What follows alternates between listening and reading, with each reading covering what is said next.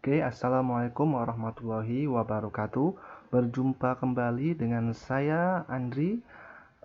Untuk hari ini, saya akan menjelaskan mengenai materi vektor di kelas 10 ya. Oke, untuk materi vektor pertama yang akan kita jelaskan adalah pengertian dari vektor itu ya. Vektor yang seperti yang sudah dijelaskan sebelumnya itu adalah besaran fisika yang memiliki nilai dan juga arah. Itu adalah definisi dari vektor. Contoh yang tergolong ke dalam besaran vektor itu seperti gaya. Gaya itu tergolong ke dalam besaran vektor karena dia punya nilai dan juga punya arah. Nah, contohnya Ani mendorong sebuah meja dengan gaya 10 Newton ke timur. Ada nilai besarnya 10 Newton, ada arah ke timur. Nah, karena dia punya arah dan punya nilai, maka tergolong ke dalam besaran vektor. Nah, di sini kita akan berbicara lebih banyak mengenai vektor ini. Vektor itu digambarkan berupa garis anak panah seperti yang ada di slide ini. Jadi ada vektor A di sini, ada vektor B, ada vektor C. Jadi berupa anak panah seperti ini. Nah, panjang vektor itu menggambarkan besar vektor tersebut. Artinya, makin panjang vektornya, makin besar vektornya, makin besar vektornya. Jadi sebanding antara panjang vektor dengan besar vektor. Nah, berikutnya, bagaimana kalau misalkan ada dua vektor? Kita akan menghitung resultan dari dua buah vektor yang berimpit seperti yang ada di gambar slide ini. Ini ada dua vektor, vektor A dan vektor B yang membentuk sudut sebesar theta. Nah, ini dibacanya theta. Nah, maka kalau kita akan menghitung jumlah total atau resultan total dari dua vektor ini, kita bisa menggunakan persamaan R sama dengan akar dari A kuadrat ditambah B kuadrat ditambah 2 kali A kali B cos theta. Nah, nilai cos theta ini nanti akan saya kasih tahu di slide berikutnya pada tabel trigonometri.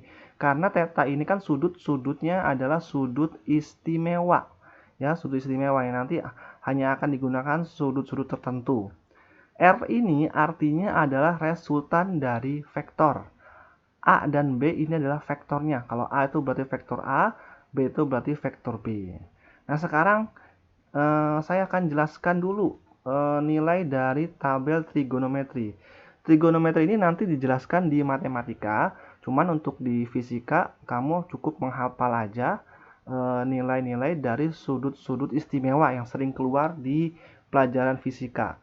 Pertama, ini ada sudut 0 derajat, ada 30 derajat, ada 37 derajat, 45 derajat, 53 derajat, 60 derajat, dan 90 derajat. Nah, bagaimana cara membaca tabel ini? Caranya begini. Misalkan kita diminta menghitung berapa sin 0 derajat. Sin 0 derajat atas itu nilainya adalah 0. Cos 0 derajat nilainya adalah 1. Tan 0 derajat berarti 0. Sin 30 derajat setengah. Cos 30 derajat setengah akar 3. Tan 30 derajat 1/3 akar 3. Sin 37 0,6. Cos 37 0,8. Tan 37 3/4 dan seterusnya seperti itu cara membaca tabel trigonometrinya. Misalkan kamu ditanya, berapa nilai dari cos 60 derajat? Cos 60 derajat, ini cos, kita cari cos 60, sudut 60 derajat. Nah, sudut 60 di sini. Berarti nilai cosnya adalah setengah. Berapa nilai dari sin 90 derajat? Sin itu nilai ini. Kita cari yang segaris, sudutnya yang 90 derajat. Berarti nilainya adalah 1. Tan 90 derajat. Tan 90 derajat. Nah, ini simbolnya artinya tak hingga. Jadi nilai tan 90 derajat nilainya adalah tak hingga. Nah, jadi untuk materi fisika, sudut-sudut yang akan digunakan adalah sudut-sudut istimewa, yaitu dari 0 derajat, 30, 37, dan seterusnya sampai 90 derajat. Itu yang sering digunakan pada pelajaran fisika. Nah, contoh nih, karena kita sudah tahu sudut-sudutnya, nilainya, saya kasih contohnya. Tentukan resultan dari dua vektor berikut. Ini ada vektor A besarnya 10 Newton, vektor B besarnya 20 Newton. Kemudian kedua vektor saling mengapit dengan sudut 60 derajat. Berapa resultan dari vektor A dan vektor B? Nah, tadi sudah dijelaskan di slide sebelumnya bahwa resultan dari dua buah vektor yang saling mengapit yang membentuk sudut itu digunakan persamaan R sama dengan akar dari A kuadrat ditambah B kuadrat ditambah 2AB dikali dengan cos theta. Dimana tadi A-nya ini 10 Newton. Kita ganti A-nya jadi 10. B-nya 20 Newton. Ini kita ganti 20. Sehingga nanti jadinya 10 kuadrat ditambah 20 kuadrat ditambah 2 dikali A-nya 10, B-nya 10, cos sudutnya nih. Nah, ini kan sudut yang diapit ya. Sudut yang diapitnya adalah 60 derajat. Kita pindahkan ke sini. Jadinya cos 60 derajat. Kemudian kita hitung 10 pangkat 2, 100. 20 pangkat 2, 400. Kemudian 2 dikali 10 dikali 20. Ini 2 kali 10 kan 20. 20 kali 20, 400. Dikali cos 60 derajat. Cos 60 derajat, kalau kamu lihat tabel di slide sebelumnya, itu nilainya adalah setengah. Ya, nilai dari cos 60. Barulah kita bisa hitung 100 ditambah 400, ini jadinya 500. Masih dalam bentuk akar. Kemudian 400 dikali setengah, itu nilainya 200. Baru dijumlahkan 500 ditambah dengan 200 nilai akarnya. Sehingga dapatnya akar 700. Nah, akar 700 bisa kita sederhanakan secara matematika. Ini sama dengan akar 7 dikali dengan 100. Sehingga nanti hasilnya adalah, kalau kita akarin 100-nya, ini jadi 10 akar 7. Jadi jawabannya adalah 10 akar 7 Newton dari resultan dua buah vektor gaya ini. Oke, berikutnya penguraian vektor. Sebuah vektor itu bisa kita uraikan terhadap dua sumbu, yaitu sumbu X dan juga sumbu Y. Kalau kita uraikan, ini ada gambar ya, ada sebuah vektor F, vektor gaya, yang membentuk sudut theta terhadap sumbu X-nya. Kalau kita uraikan terhadap sumbu X, ini jadinya besarnya namanya Fx. Ini arahnya ke kanan nih untuk yang vektor ini dengan anak panah seperti ini ya. Kemudian kalau kita uraikan terhadap sumbu Y, itu ke arah atas di sini dengan besarnya adalah Fy. Perlu diingat ya, di sini yang perlu diingat, kalau untuk sumbu X penguraiannya bisa ke kanan, bisa ke kiri.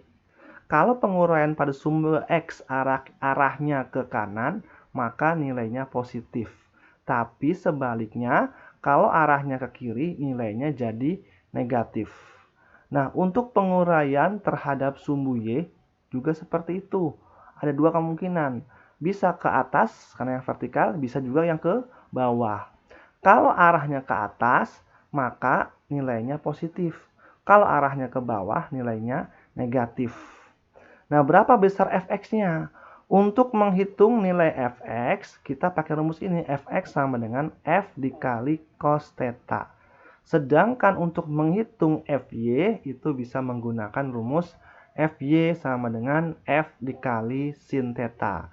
Dan resultan dari kedua vektor ini, gabungan totalnya, dihitung pakai rumus R sama dengan akar dari Fx pangkat 2 plus Fy pangkat 2. Dimana Fx itu adalah komponen gaya total pada sumbu X. Kemudian Fy-nya ini adalah komponen total gaya pada arah sumbu Y. Nah, untuk lebih mudah memahami, saya kasih contoh soalnya seperti ini. Di sini disajikan 3 buah vektor yang bekerja di satu titik, yaitu ada F1 besarnya 10 Newton, membentuk sudut 60 derajat. Besar F2 sama ya, 10 Newton juga, besar sudutnya 60 derajat. Dan vektor F3 arahnya ke bawah, ya, dia tidak membentuk sudut, dia sejajar dan searah dengan sumbu Y, besarnya 10 akar 3 Newton. Pertanyaannya adalah, resultan ketiga vektor di samping adalah titik-titik. Nah, berarti kita harus menguraikan ketiga vektor ini. Caranya kita uraikan terhadap dua sumbu, yaitu sumbu X dan juga sumbu Y. Nah, untuk vektor yang pertama, yaitu vektor F1, ya, F1 di sini dilihat. F1 ini kita uraikan terhadap sumbu X, namanya F1X. Kalau diuraikan terhadap sumbu Y, namanya F1Y. Ini F1Y ya, bukan F2. Nah, untuk vektor F1, F1X, itu rumusnya adalah F1 dikali dengan cos theta. F1 di sini nilainya adalah 10 Newton. Ini F1 dan 10 Newton. Kita ganti F1-nya ini jadi 10 dikali dengan cos theta. Cos theta-nya itu sudutnya adalah 60 derajat. Cos 60 derajat. Ingat, kalau terhadap sumbu X kan arahnya selalu ada dua kemungkinan. Bisa ke kanan, bisa ke arah kiri. Kamu lihat yang F1 ini. F1 ini kalau diuraikan ternyata arahnya ke kanan, cenderung ke kanan kan? Karena ke arah kanan nih. Karena dia cenderungnya ke arah kanan, maka nilainya jadi 10 positif, bukan negatif di situ. Sehingga ini jadinya 10 dikali cos 60. Cos 60 dilihat di tabel trigonometri yang tadi dijelaskan. Nilainya adalah setengah. Kita kalikan 10 dikali setengah adalah 5 Newton. Sedangkan untuk F1Y, ini F1Y, bukan F2Y ya, ini F1Y. F1Y itu sama dengan F1 dikali sin theta. Di sini F1 dikali sin theta. Sin, kalau terhadap sumbu Y kita pakainya sin. F1-nya nilainya adalah 10 Newton. Diuraikan terhadap sumbu Y. Kalau sumbu Y itu ada dua kemungkinan. Bisa ke arah atas, bisa ke arah bawah. Untuk F1 itu cenderung ke arah atas, dia naik. Nah, kalau ke arah atas, maka nilainya jadi positif untuk sumbu F1-nya. Sehingga kita tulis F1-nya itu 10-nya positif. Dikali sudutnya sama, dia 60 derajat juga, dikali sin 60. 10 dikali sin 60, lihat tabel lagi, nilainya adalah setengah akar 3. Kalau kamu kalikan jadinya 5 akar 3 Newton. Kemudian untuk F2. Nah, nilai dari F2 itu juga kita uraikan. Nilainya F2 itu yang ini. Kita uraikan terhadap sumbu X maupun terhadap sumbu Y. Kalau terhadap sumbu X, ini jadi F2X, itu pakainya cos. Jadi nanti rumusnya F2X itu sama dengan F2 dikali dengan cos theta. F2 itu nilainya adalah 10 Newton. Jadi ini 10. Nah, ini kenapa bisa nilainya negatif? Kan tadi sudah dijelaskan, pada arah sumbu X ada dua kemungkinan. Bisa ke arah kanan, bisa ke arah kiri. Nah, kalau dia lihat F2, F2 tuh arahnya lebih cenderung ke arah kiri ya, ke arah kiri, arah vektornya. Karena arahnya ke kiri, maka nilainya jadi negatif. Sehingga saya tulis di sini jadinya min 10 dikali sudutnya cos 60. Tadi cos 60 dari tabel trigonometri nilainya adalah setengah. Berarti tinggal dikali min 10 dikali setengah sama dengan min 5 Newton. Kemudian F2Y.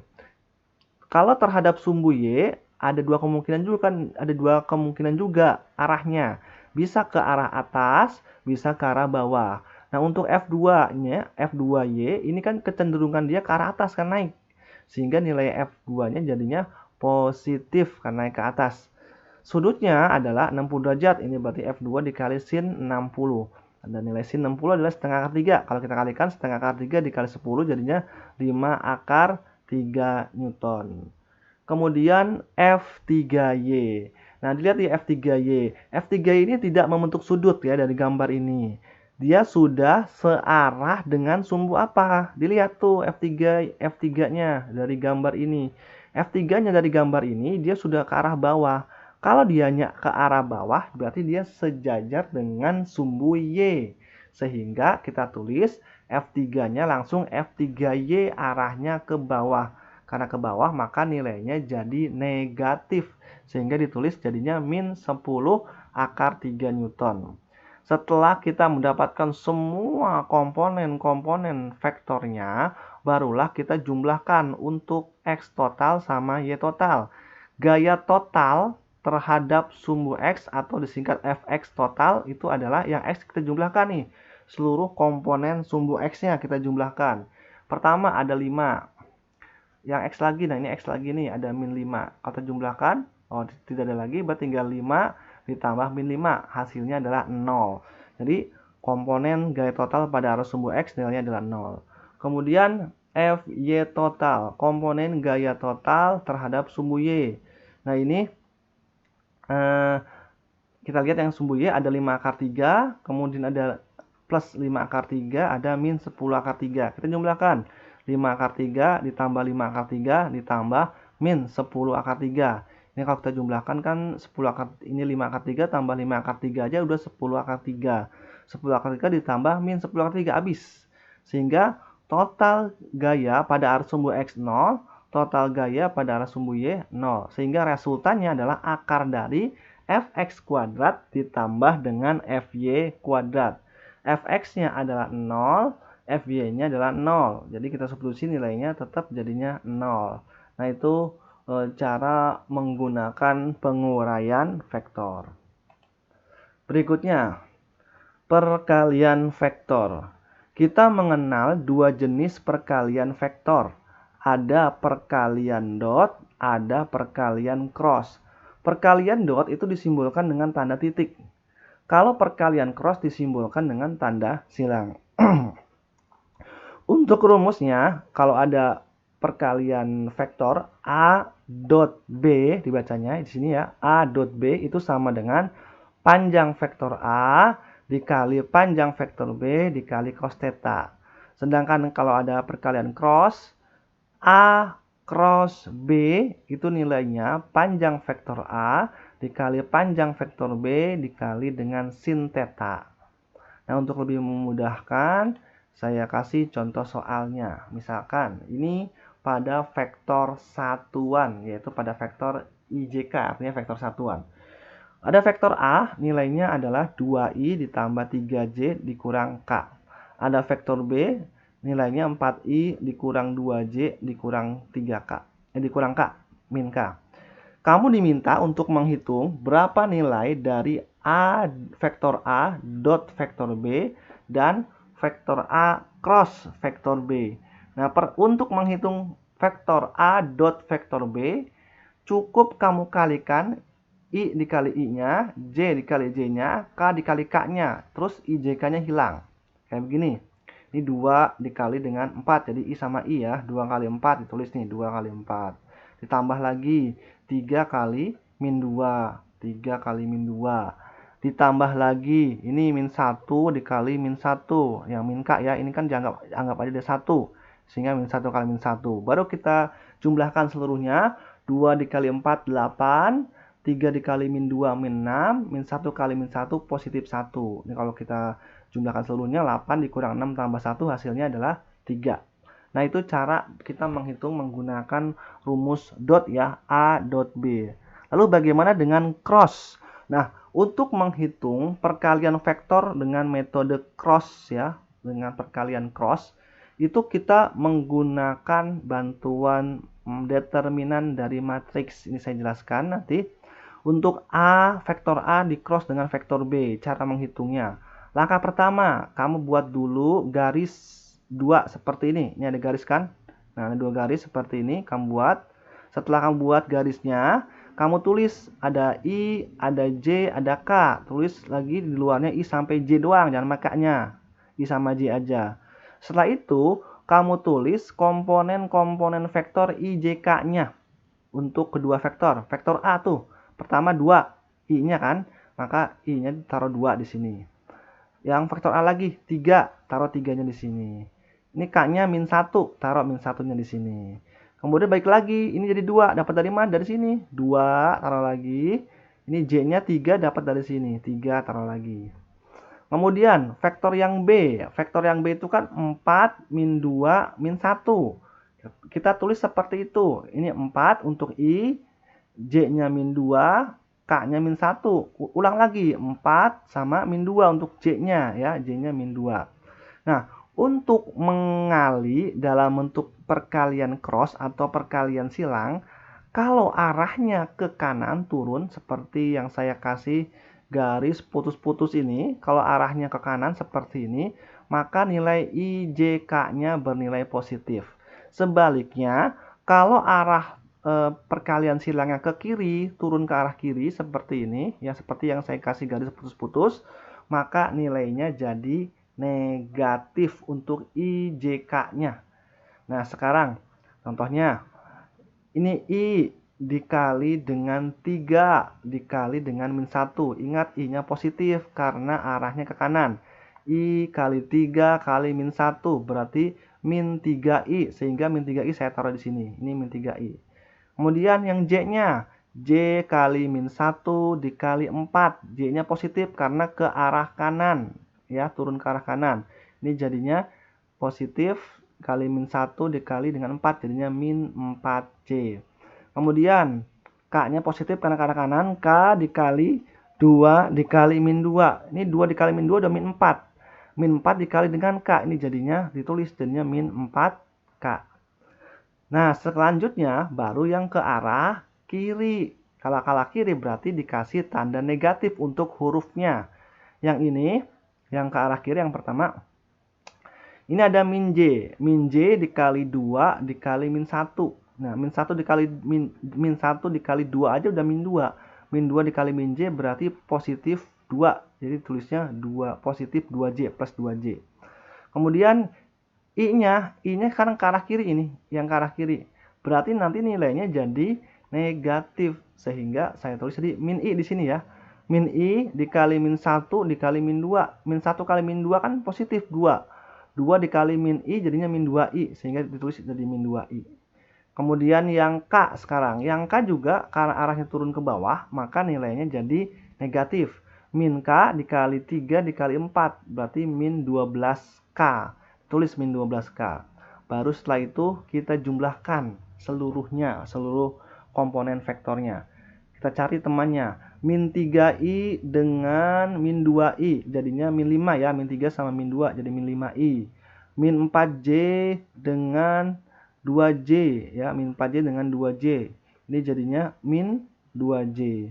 Min 4K dengan min 12K. Jadi ini min 16K. Dan inilah hasil vektor perkalian cross-nya, yaitu min 5I dikurang 2J dikurang 16K. Oke, cukup sekian dari saya untuk materi vektornya. Assalamualaikum warahmatullahi wabarakatuh.